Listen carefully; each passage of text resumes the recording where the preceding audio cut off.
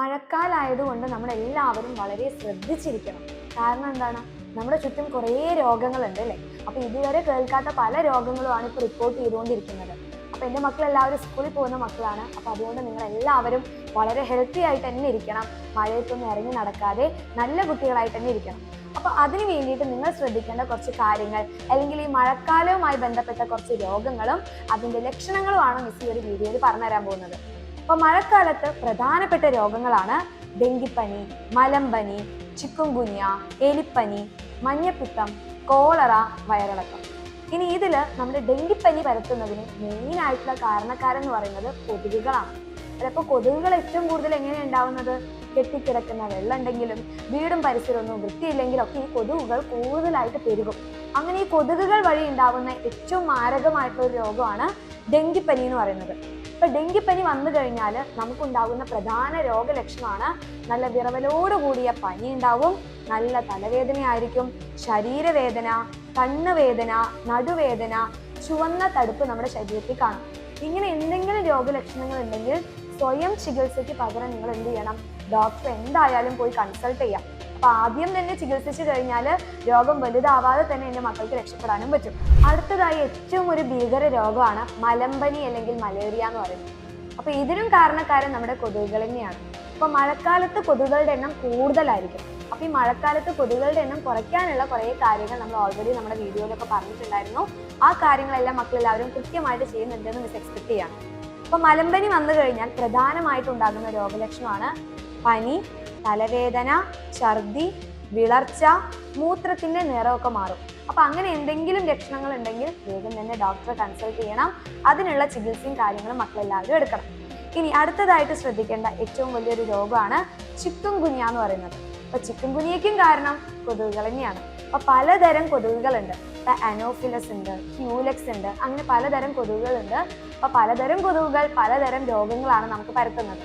അപ്പൊ ഇതിനെല്ലാത്തിനും നമുക്ക് എല്ലാവർക്കും ചെയ്യാൻ പറ്റുന്ന ഒരു കാര്യമാണ് വ്യക്തി ശുചിത്വം. അതുപോലെ തന്നെ നമ്മുടെ പരിസരം, വീടും പരിസരമൊക്കെ നല്ല വൃത്തിയായി സൂക്ഷിക്കാം. ഈ രണ്ട് കാര്യങ്ങൾ മക്കൾ കൃത്യമായിട്ട് നോക്കുന്നുണ്ടെങ്കിൽ ഉറപ്പായിട്ട് നിങ്ങൾക്ക് ഈ പകരുന്ന രോഗങ്ങളിൽ നിന്ന് രക്ഷപ്പെടാനും പറ്റും. ഇനി ചിക്കുൻഗുനിയയ്ക്ക് മെയിൻ ആയിട്ടുള്ള ലക്ഷണങ്ങളാണ് സന്ധിവേദന, അതായത് നമ്മുടെ കാൽമുട്ട്, കൈമുട്ട്, ആ ഭാഗങ്ങളിലൊക്കെ നല്ല വേദനയായിരിക്കും, ജോയിന്റ് പെയിൻ ഉണ്ടായിരിക്കും. പിന്നെ അതുപോലെ തന്നെ പനി, നല്ല പനിയായിരിക്കും ഉണ്ടാവുക. കണ്ണിന് ചുവപ്പ് നിറം വരും. അതുപോലെ തന്നെ വെളിച്ചത്തിലൊക്കെ നോക്കാൻ വേണ്ടി നമുക്ക് ബുദ്ധിമുട്ടുണ്ടാവുന്നുണ്ട്. പിന്നെ കടുത്ത പനിക്ക് ശേഷം ദേഹത്ത് ചുവന്ന കളറുള്ള കുറച്ച് കുരുകൾ പോലെ പൊങ്ങുന്ന അവസ്ഥയാണ് പ്രധാനമായിട്ടും നമ്മുടെ ചിക്കുൻഗുനിയയ്ക്ക് ഉണ്ടാവുക. അപ്പൊ ഇത്രയും ലക്ഷണങ്ങൾ വരുന്നത് വരെ മക്കൾ ആരും വെയിറ്റ് ചെയ്യേണ്ട ഒരു ആവശ്യമില്ല. ചെറുതായിട്ട് പനിക്കുന്നുണ്ടെങ്കിലും ചിലപ്പോൾ നമുക്ക് വൈറൽ ഫീവർ ആയിരിക്കും അല്ലെ, പകരുന്ന പനിയായിരിക്കാം. മഴക്കാലത്ത് സാധാരണയായിട്ട് ഉണ്ടാകുന്നതാണ് വൈറൽ ഫീവർ. അപ്പൊ അങ്ങനെ ആവുന്ന സമയത്തും നിങ്ങൾ എന്ത് ചെയ്യണം? വീട്ടിൽ തന്നെ വെറുതെ ഇരിക്കാതെ വേഗം പോയിട്ട് ഡോക്ടറെ കാണിക്കാം. കാരണം ചിലപ്പോൾ അത് വേറെ ഏതെങ്കിലും അസുഖത്തിനുള്ള കാരണത്തിനുള്ള എന്തെങ്കിലും ആണെങ്കിൽ നമുക്ക് ആദ്യം മുതൽ എന്ത് ചെയ്യാം? ചികിത്സിച്ച് മാറ്റാനും പറ്റും. ഇനി വേറൊരു രോഗകാരിയാണ് എലികൾ. അപ്പൊ എലി വഴി ഉണ്ടാവുന്ന ഒരു ഭീകരമായിട്ടുള്ള ഒരു രോഗമാണ് എലിപ്പനി എന്ന് പറയുന്നത്. അപ്പൊ എലിയുടെ മൂത്രം വഴിയൊക്കെയാണ് ഈ പറയുന്ന ഈ ഒരു രോഗം ഉണ്ടാവുന്നത്. സോ എലിപ്പനിയുടെ പ്രധാന ലക്ഷണങ്ങൾ എന്ന് പറയുന്നത് ഇതുപോലെ തന്നെ നല്ല പനിയായിരിക്കും ഉണ്ടാവുക, അതുപോലെ ശരീരവേദന, പിന്നെ പനി വന്നു കഴിഞ്ഞാൽ ഓട്ടോമാറ്റിക് ആയിട്ട് നമ്മൾ നല്ല ടയേർഡായിരിക്കും അല്ലെ, നല്ല ക്ഷീണം ഉണ്ടായിരിക്കും. അതുകൂടാതെ കണ്ണിന് ചുവന്ന നിറം ഉണ്ടാവുന്നുണ്ട്, ഛർദി ഉണ്ടാവുന്നുണ്ട്. ഇത് കണ്ടിന്യൂസ് ആയിട്ട് വിട്ടു മാറാതെ വന്നു കഴിഞ്ഞാൽ നിങ്ങൾ ഡോക്ടറെ കാണിക്കാം. ഇനി അടുത്തതായിട്ട് ശ്രദ്ധിക്കേണ്ട ഏറ്റവും വലിയൊരു, നിങ്ങൾ എല്ലാവരും ശ്രദ്ധിക്കേണ്ട, അതുപോലെ നമ്മളോട് പറയില്ലേ തിളപ്പിച്ചാറിയ വെള്ളം കുടിക്കാനൊക്കെ പറയും. കാരണം എന്താണ്? അതുവഴിയൊക്കെ ഉണ്ടാകുന്ന ഒരു രോഗമാണ് മഞ്ഞപ്പിത്തം എന്ന് പറയുന്നത്. അപ്പം മഞ്ഞപ്പിത്തം വന്നു കഴിഞ്ഞാൽ നല്ല ക്ഷീണമായിരിക്കും, പനി ഉണ്ടാവും, വയറുവേദന ഉണ്ടാവും, വയറിളക്കുണ്ടാവും. അതുകൂടാതെ തന്നെ നമ്മുടെ കണ്ണിന്റെ വെളുത്ത ഭാഗം ഉണ്ട് അല്ലെ, അവിടെ മഞ്ഞ നിറം വരുന്നു, മൂത്രം നല്ല കടും മഞ്ഞ നിറത്തിലായിരിക്കും, ത്വക്ക്, നഖം, ഈ ഭാഗങ്ങളിലൊക്കെ മഞ്ഞ നിറം വരും. ഇതാണ് നമ്മുടെ മഞ്ഞപ്പിത്തത്തിന്റെ പ്രധാന ലക്ഷണങ്ങൾ എന്ന് പറയുന്നത്.